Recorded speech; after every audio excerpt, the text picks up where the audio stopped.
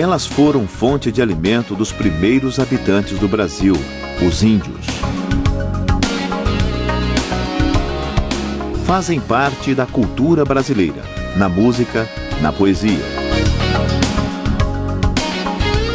Seu mel é o mais consumido na Amazônia e muito popular no Nordeste. São fundamentais para a preservação do meio ambiente por sua capacidade polinizadora.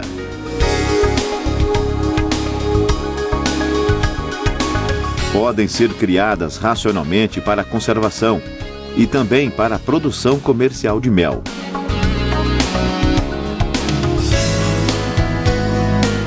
Elas são as abelhas nativas do Brasil, Eimbacoaí.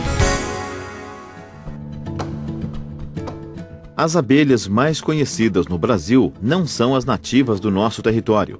São as abelhas da espécie Apis mellifera, conhecidas como abelhas melíferas europeias ou africanizadas, introduzidas no Brasil para serem criadas visando a produção comercial de mel.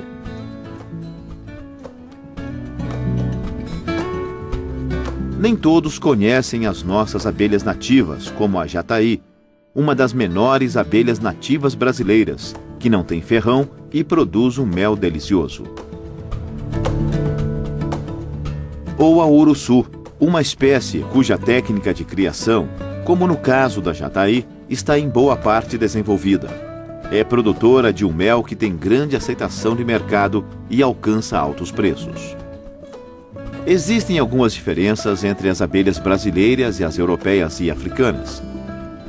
Todas são da mesma família, Apidae, mas pertencem a subtribos diferentes.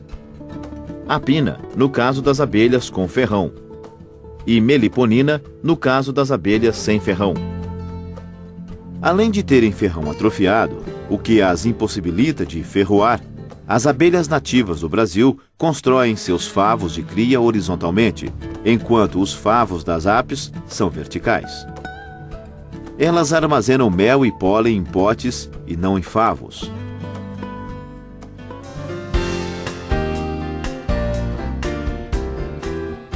Somente em anos recentes é que foram iniciadas pesquisas sobre as técnicas de criação das nossas abelhas nativas, visando a produção comercial de mel, a meliponicultura. Enquanto as técnicas básicas de criação das abelhas Apis mellifera foram estabelecidas há mais de 100 anos, tendo sido adaptadas às condições ambientais do nosso país no século passado. Por tudo isso, com o objetivo de difundir a meliponicultura, este videocurso apresenta estudos sobre a biologia dos meliponíneos, as características do mel produzido por eles, os principais modelos de colmeias, como são estruturados os meliponários, como obter enxames, qual o manejo adequado para a produção de mel, como multiplicar enxames e expandir o meliponário, e como fazer a colheita e conservação do mel. Um videocurso produzido em parceria com a UESB, Universidade Estadual do Sudoeste da Bahia, uma instituição que vem desenvolvendo pesquisas sobre as abelhas brasileiras. Sediada em Vitória da Conquista, conta com outras 2 unidades fora de sede, em sua região de influência. No campus de Jequié, onde funciona o curso de graduação em Biologia, a professora Ana Maria Waldsmith, coordenadora técnica deste videocurso, trabalha em pesquisas sobre a biologia e genética das abelhas indígenas sem ferrão.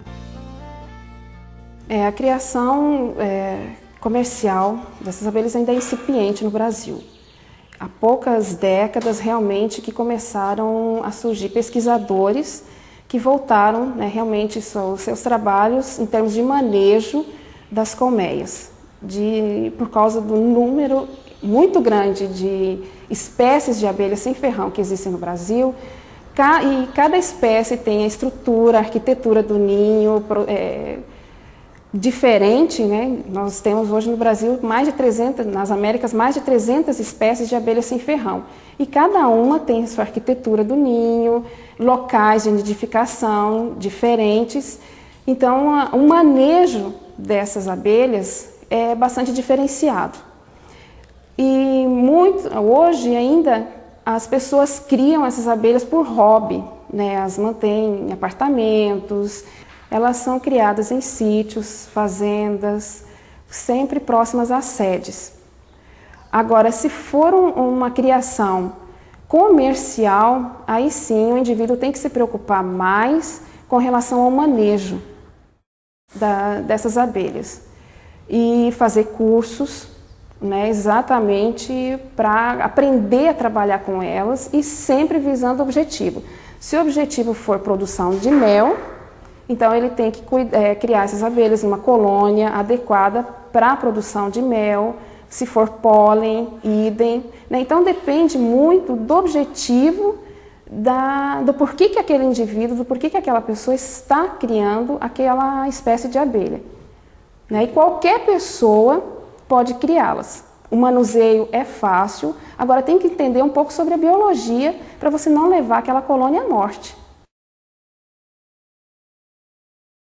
Em Vitória da Conquista, o professor Paulo Sérgio Cavalcante Costa é um especialista em apicultura que valoriza as abelhas indígenas sem ferrão. As abelhas indígenas ou abelhas sem ferrão são as verdadeiras nossas abelhas nativas. Essas abelhas já existiam no continente americano, e principalmente na América do Sul, antes da chegada das abelhas com ferrão, lá pelos anos de 1842.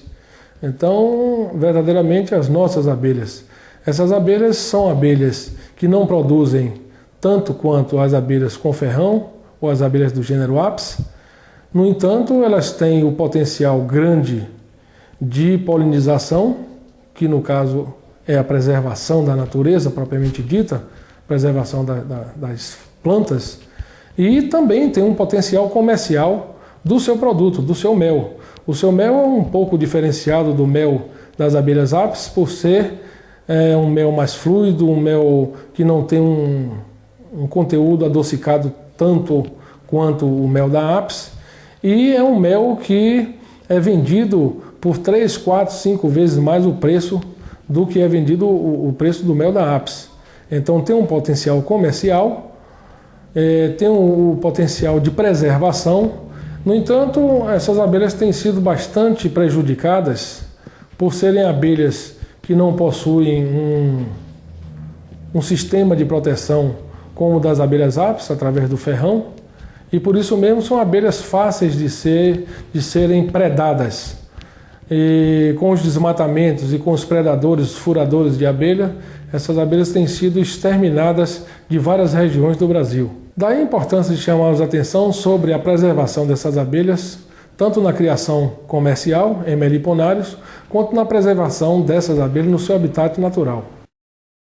Participa também deste videocurso, como convidado especial, o agrônomo, pesquisador e experiente meliponicultor Rogério Marcos de Oliveira Alves, do Meliponário Eimbaquaí, que tem aperfeiçoado e difundido as práticas de criação das abelhas nativas em todo o Brasil.